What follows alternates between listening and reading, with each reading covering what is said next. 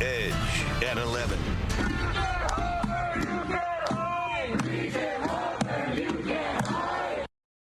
Tonight on The Edge, pro-Palestinian protesters take their fight from the U of M campus to the home of the U of M Regents. The board's chair, Sarah Hubbard, woke up to fake body bags, tents, and cribs in front of her house today. And U of M Regent Jordan Acker also discovered a protester at his Oakland County home in the middle of the night. The masked man left a list of demands. Fox News' Lauren Edwards spoke to him tonight about this unsettling encounter and joins us live with this story. And Lauren, this is very disturbing what happened at his house very early in the morning.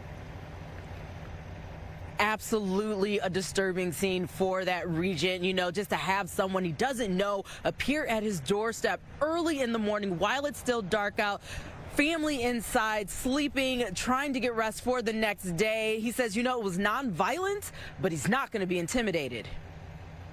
I have 3 young girls. You know, it's enormously scary for my family.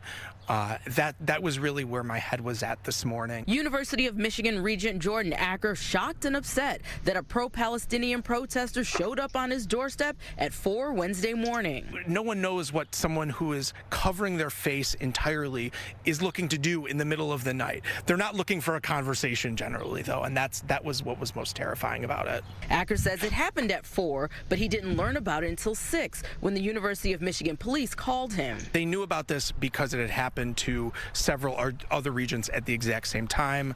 Our Chairwoman Hubbard, woke up with a tent city and some fake dead babies on her lawn. This is what she saw. He says they were chanting as well. On his door, though, a man posted a list of demands. Some of the demands had to do with Israel, but others had to do with completely unrelated things like defunding the U of M police, things that about how we handle the endowments. He immediately gave his copy to police, who launched an investigation. The Graduate Employee Organization, among others, took responsibility for this. Acker, who's Jewish, says that he's met and spoken with protesters in the past, but recently stopped when some of the leadership called for violence. He says that's a conversation he's not willing to have, a line he will not cross. When you're a public official, you understand that people have the right to protest. It's our First Amendment, it's the most important, but it does not extend to my home, and it certainly doesn't extend to 4 in the morning.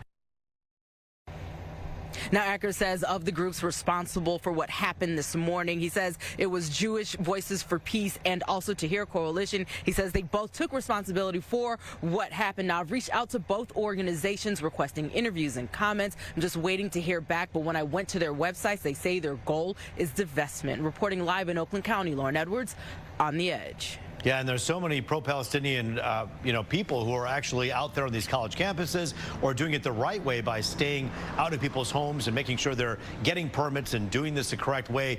This just kind of puts a bad shade on so many people who are trying to get the word out about the important issues, wherever you stand on that, happening thousands of miles away.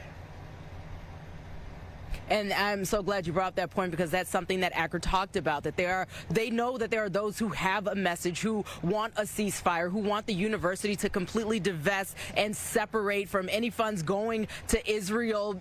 But he says that there's always just a few that want to derail that message, that want to send a completely different message. And again, like I said in the story, once they started talking about violence, he says that is a line that will not be crossed. You have to do things diplomatically, and that's something he stressed. And leave those children in his home out of it as well at that hour at 4 in the morning. Scary for sure for him. Lauren Edwards for us live tonight. Thank you.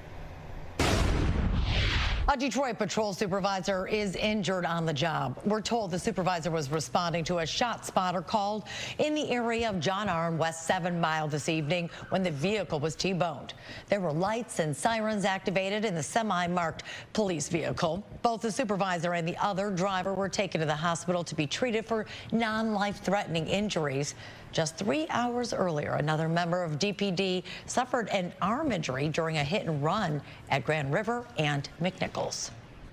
It's day 2 of testimony for the trial of murdered Oak Park jeweler Dan Hutchinson, known as Hutch. Angelo Rapatopoulos, who accepted a plea deal in the murder-for-hire scheme, took the stand today, testifying against his closest friend. Most difficult thing I've ever done. Are you hesitant to do it? Absolutely. Do you love him? Yes. Okay. And did you always feel loyal to him? Of course.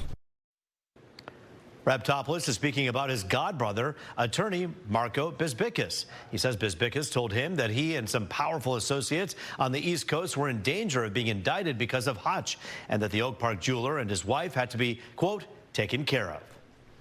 For Hutch to die.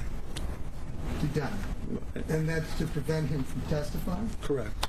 I didn't want to see them die, but I didn't want to see anything happen to Marco. Testimony will continue tomorrow. Are trash trucks also compactors? How do the police track your phone? How do the police track missing people's phones? And it was the final day of testimony in the Zion Foster murder trial. Another detective reads off internet searches of the suspected killer, Jalen Brazier, following the death of his 17-year-old cousin. The defense argued Zion died suddenly, possibly from a seizure or reaction from the marijuana mixing with medication. Brazier told police he put her body in a dumpster. Her remains were never found. Closing arguments will be presented tomorrow, and then a possible verdict in this high-profile case. It's like throwing trash out, and she wasn't trash. A Southfield man receives his sentence nearly 2 years after killing a 17-year-old mother and dumping her body on I-94 in St. Clair Shores. In October of 2022, Nathaniel Taylor and Taya Land met in person after corresponding on an app. There was an argument in the car, and that's when police say Taylor pushed Land out of the vehicle and shot her 3 times.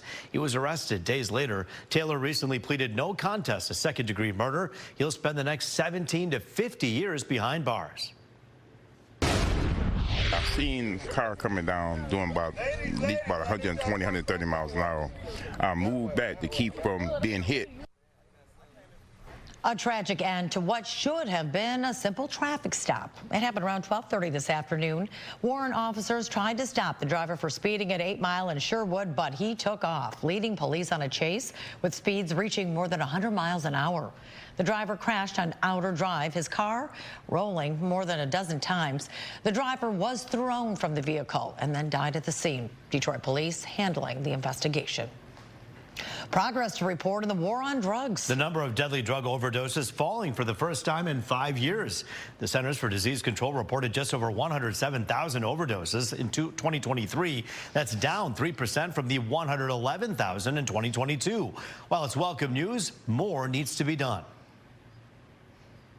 It's always nice to hear that numbers are going down, but, you know, it's really a minimal amount.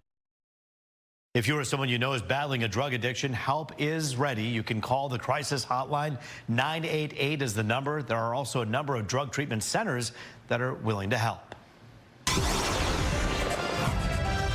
Today, what we'd like to call a 10 on the Ludometer. Yes, the Ludometer. No one else has that, by the way, that meter. Only Fox 2. Yeah, and revved it up. The special guy is here right now with a look at how good it was on the Ludometer. At 10, right? That Ludometer was pegged at 10. It was a beautiful spring day today. We are between 2 weather systems, one on the East Coast and then one off to our west. And as a result, we have more good weather for you tomorrow. But there are some changes moving into Friday and Saturday. You can see the highs today, 76 for us. 72 Grand Rapids, 66 in Port Huron. There are the numbers at the airport. Above average again today. Numbers are cooling off right now. That little northeast flow continues, and that'll keep us on the cool side for the rest of tonight. 60 here, 55 in Chicago. Cooler up around Marquette. They're at 45 degrees. So our next weather system comes at us from the west for Friday. Some showers, perhaps a rumble of thunder, but it does turn warmer for the weekend ahead. You'll see it coming up. Comfortable tonight down to 53,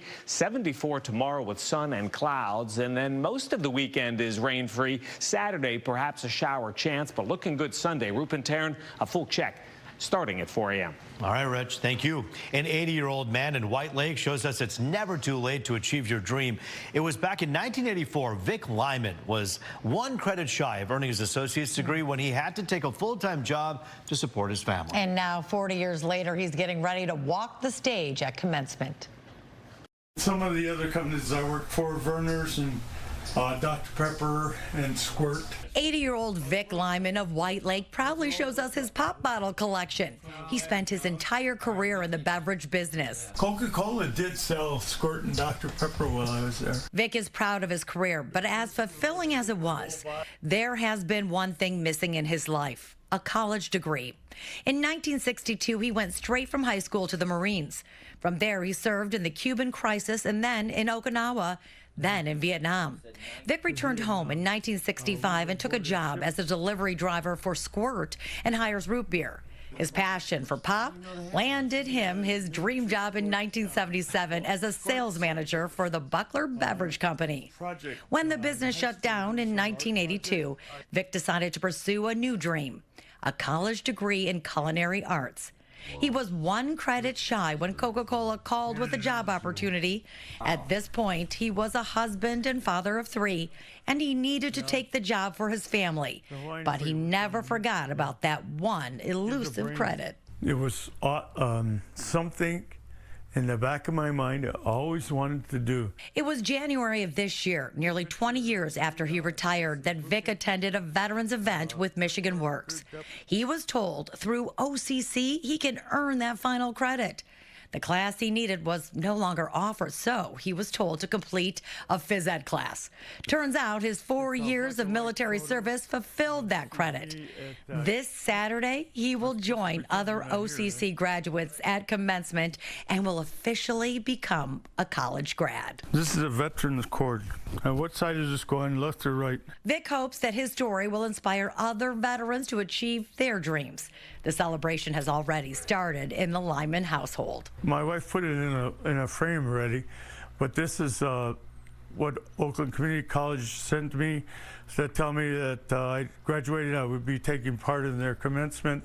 I finally feel accomplished.